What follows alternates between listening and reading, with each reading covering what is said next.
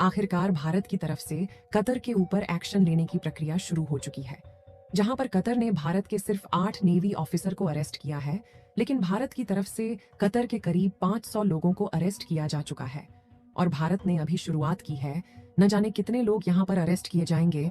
वहीं दूसरी तरफ कतर भारतीय कंपनियों की रेपुटेशन को गिराने में कोई भी कसर नहीं छोड़ रहा है। लेकिन कतर के लिए दुख की बात यह है कि खुद उनके मिडिल ईस्ट की कई कंट्रीज लगातार भारतीय कंपनियों को प्रोजेक्ट पे प्रोजेक्ट और नए कॉन्ट्रैक्ट सौंपते चले जा रहे हैं। ऑल ओवर इस रिपोर्ट के हिसाब से देखा जाए तो कतर को दो तरफ से घेरा जा चुका है और भारत के 8 एक्स नेवी ऑफिसर को छोड़ने पर मजबूर हो चुका है। पूरी डेवलपमेंट क्या है इस वीडियो में समझते हैं। भारत जिस तरह से कतर के द्वारा की गई गलतियों की सजा दे रहा है, उसके लिए इस वीडियो को एक लाइक जरूर करें।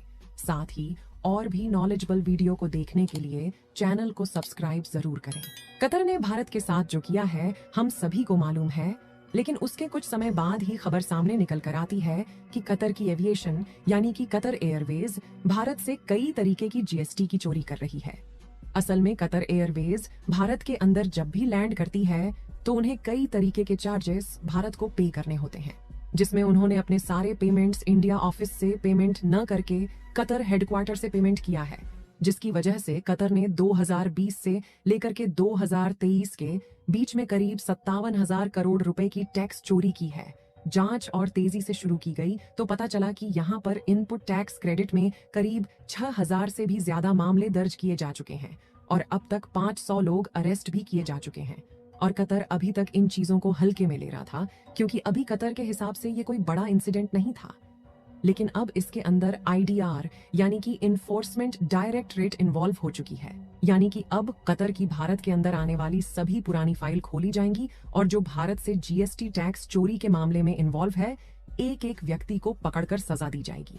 वहीं दूसरे घेराव की बात की जाए तो रिसेंटली कतर की तरफ से भारतीय दिग्गज मैन्युफैक्चरिंग कंस्ट्रक्शन कंपनी एल&टी के ऊपर भी कई तरीके के एलिगेशन कतर ने भारतीय कंपनी एल&टी के ऊपर लगाए हैं। लेकिन इन सब चीजों को इग्नोर करते हुए एल&टी अभी भी मिडिल ईस्ट की सबसे ज्यादा लोकप्रिय कंपनी बनी हुई है और सिर्फ एक साल में 4,50,000 करोड़ सभी ज्यादा के बड़े प्रोजेक्ट एल&टी को सिर्फ मिडिल ईस्ट में सौंपे गए हैं। और कतर के लिए आ रही बुरी खबर ये है कि कतर ने कुछ समय पहले ही एल&टी के एलिगेशन लगाए और खबर सामने निकल गई है कि एल&टी को एक और बहुत बड़ा हाइड्रोकार्बन बिजनेस और बहुत बड़ा मैन्युफैक्चरिंग कॉन्ट्रैक्ट मिडिल ईस्ट से सौंपा जा चुका है। और कई लोग भले इस बात को माने या ना माने, लेकिन भारतीय कंपनी यहाँ पर पूरी तरीके से सेफ है और जिस तरीके से लाखों करोड़ रुपए के प्रोजेक्ट एल&टी को सौंपे जा रहे, इससे मिडिल ईस्ट के अंदर एल&टी का ट्रस्ट और ज्यादा बढ़ते चला जा रहा है। जहां पर कतर ने कोशिश की कि भारतीय कंपनी को नीचा दिखाया जाए, लेकिन कतर की यह चाल अब उसी के ऊपर उल्टी पड़ चुकी है। और अगर हम पूरी रिपोर्ट के हिसाब से देखें तो रिसेंटली कतर ने एक और अनाउंसमेंट की है, जिसमें उनका कहना है कि भारत से जो भी एयरवेज कतर जाती है उनमें पैसेंजर कैपेसिटी इंक्रीज करनी चाहिए ताकि वह अपने एविएशन बिजनेस को और ज्यादा बढ़ा सकें। लेकिन भारत इसमें से कोई भी ऐसा एक्शन नहीं लेने वाला है जिससे कतर एयरवेज या फिर कतर को बड़े फायदे पहुंचाए जा सके।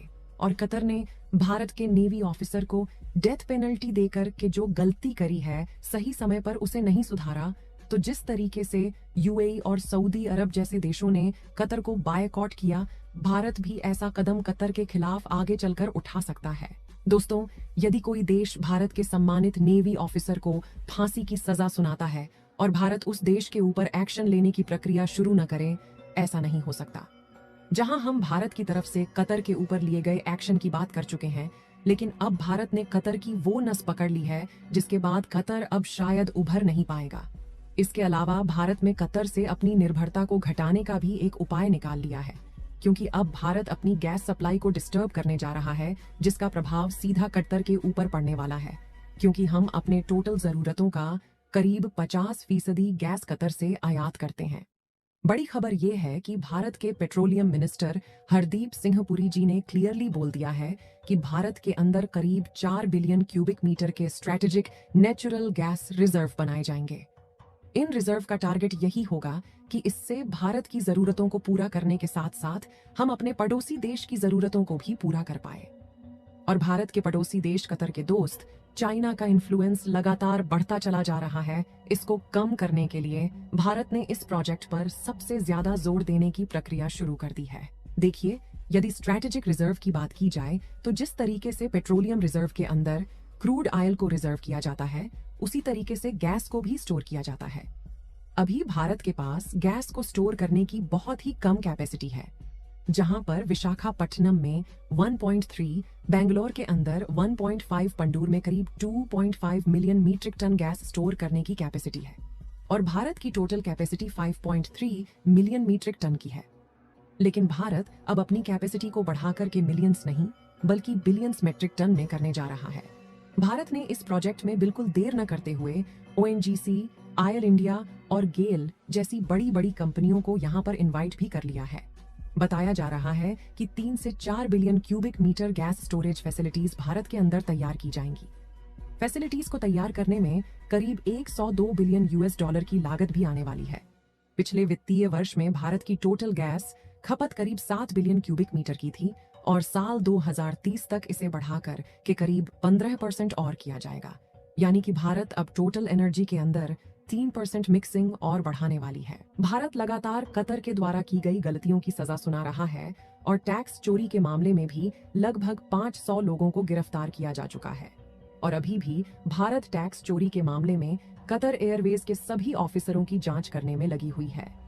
भारत सरकार जिस तरीके से कतर के खिलाफ एक्शन पर एक्शन लेते जा रही है, जल्द ही 8 नेवी ऑफिसरों के रिहाई की खबर आपको मिलने वाली है। बाकी आपको क्या लगता है, भारत कतर से अपनी डिपेंडेंसी को खत्म कर पाएगा या नहीं, और इससे कतर भारतीय ऑफिसर को छोड़ने वाला है या नहीं? अपनी राय कमेंट में जरूर बताएं। इस वीडियो को यहीं पर खत्म करते हैं। इस वीडियो को एक लाइक जरूर करें और अपने दोस्तों तक इस वीडियो को शेयर करें ताकि उन्हें भी जानकारी मिल सके। इसी तरह और भी नॉलेजेबल वीडियो देखने के लिए अपने भरोसेमंद चैनल को सब्सक्राइब करके बेल नोटिफिकेशन को ऑल पर जरूर रखें। वीडियो को अंत तक देखने के लिए धन्यवाद।